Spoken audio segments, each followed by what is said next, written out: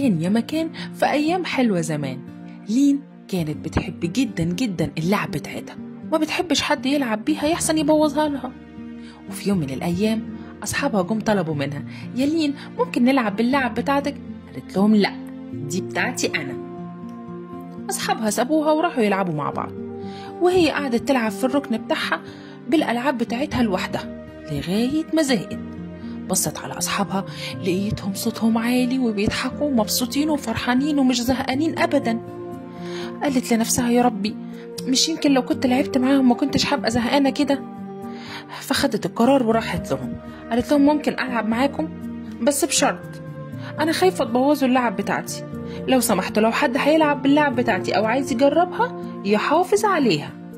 وردت واحدة من البنات الحلوين قالت لها: طبعا يا لين، تعالي نلعب مع بعض سوا، ما تخافيش وكلنا هنحافظ على لعب بعض.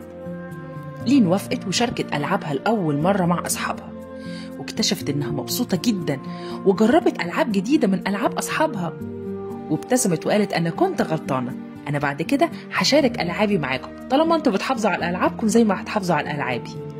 توتة توتة فرغت الحدوتة، حلوة ولا ملتوتة؟